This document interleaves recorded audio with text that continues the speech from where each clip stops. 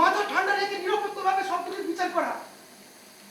আর কাল সকাল হলেই সারাটা দেশ দেখতে পাবে আমারই চোখের সামনে আমারই বাড়িতে একটা নিরাপরাধ লোককে বেঁধে রাখা হয়েছে, যার বিরুদ্ধে সামান্য একটু প্রমাণ নেই, ন্যূনতম একটুকু প্রমাণ নেই যে তাকে অন্তত পুলিশের হাতে তুলে দেওয়া যায়। আর তোমাদের খবরের কাগজ ওয়ালারা কি ভেবেছ ছেড়ে দেবে? বিষয়টাকে নিয়ে ছেড়ে দেবে? তোলপাড় করে দিবে, চারিদিকে তোলপাড় করে দিবে। আমি আবারও বলছি, যা খবরটা হয়ে গেছে, তুমি তোমার ভুলের ক্ষমা চেয়ে ওকে তুমি ছেড়ে দাও। আমি ওর সাথে কথা বলে নিচ্ছি। আমি আমার দৃঢ় বিশ্বাস, আজ থেকে 13 বছর আগে ঘটে যাওয়ার ঘটনার সাথে এই মানুষটার কোনো মিল নেই। চমৎকার, দারুণ, মার্ভেলাস। তোমার উন্নতি ঠেকায় কে? তুমি তো তদন্ত করবে তাদের নিয়ে যাদের পরিবারে কেউ নিহত হয়েছে। আর মরা মানুষ তো কখনো কথা বলে না, সেজন্য তুমি তাদের পরিবারের সঙ্গে কথা বলে ওপর একটা রিপোর্ট তৈরি করবে। আরে তদন্ত যদি করতেই হয় তাহলে পুলিশের খাতায় ওইসব জেল ভাঙা কয়েদিদের নিয়ে তদন্ত করো। তারা কি করে জেল ভাঙলো সেটা নিয়ে তদন্ত করো। তাদের কি করে মারা হলো সেটা নিয়ে তদন্ত করো। তাদের কোথায় কোন খবর দেওয়া আছে সেটা নিয়ে তদন্ত করো। তো আমি তো মরিনি, বেঁচে আছি। 13টা বছর ধরে বুকের মধ্যে একটা যন্ত্রণা নিয়ে বেঁচে আছি। আজকের এই রাতটা ওই শয়তানটা আমাকে মনে করিয়ে দিচ্ছে সবকিছু।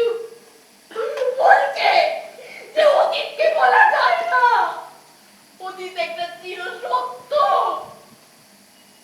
অতীতকে বলা যায় না।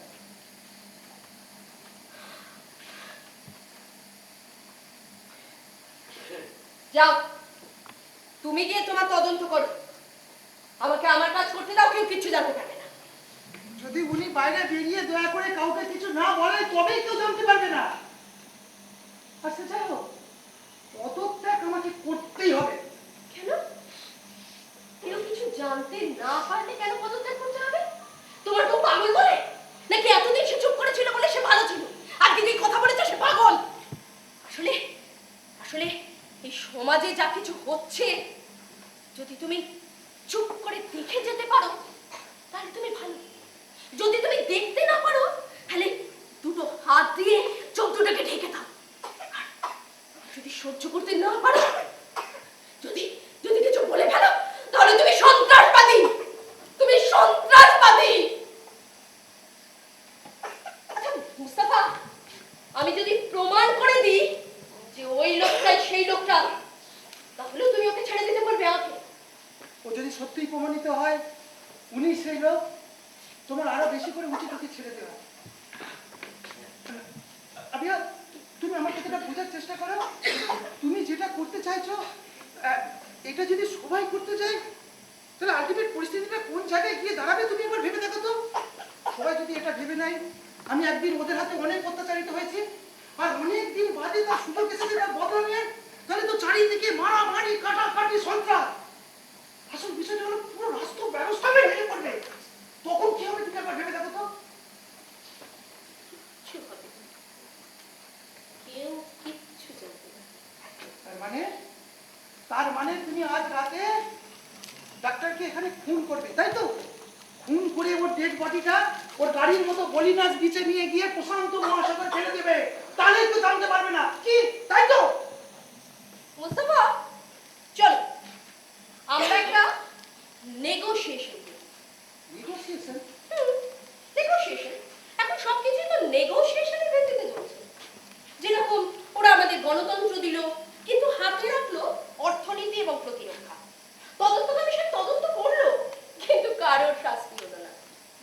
লোকে আমাদের সরকার আমাদের স্বাধীনতা দিল কিন্তু কথা বললেই তুমি সন্ত্রাসবাদী। ঠিক সেই রকম আমরা একটা চুক্তি করি। তুমি চাও ওই লোকটার মুক্তি আর আমি চাই ও সবকিছু স্বীকার করুক। অত্যাচারী দলের প্রতিনিধি হিসাবে ও সমস্ত কিছু স্বীকার করুক। সেই সমস্ত স্বীকারোক্তি ওই টেপ রেকর্ডারে রাখা থাকবে আর তুমি সাদা কাগজে সমস্ত স্বীকারোক্তিটা লিখবে তার তলায় থাকবে ওর সই। সেই সমস্ত কিছু আমি আমার কাছে সারা জীবন ধরে রেখে দেব। তাহলে আমাকে কেউ আর কোনোদিন সন্ত্রাসবাদী করতে থাকবে না।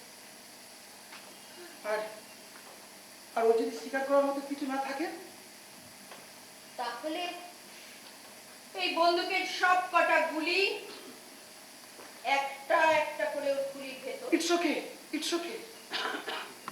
ও যদি সবকিছু স্বীকার করে তাহলে তুমি ওকে ছেড়ে দেবে তো? দেব। তোমার আর কিছু চাই না? কিছু চাই না। আমি চাই ও সমস্ত কিছু স্বীকার করে, সমস্ত সত্যি ঘটনা, তারিখ, সময়, সমস্ত কিছু। আর এই সমস্ত কিছু আমি আমার কাছে রেখে দেব। তোমাকে আমি ঠিক 10 মিনিট টাইম দিচ্ছি ওর সঙ্গে কথা বলার। তারপর আবার আমরা তদন্ত কমিশনের কাজ শুরু করব। Just 10 minutes. আমি আসছি।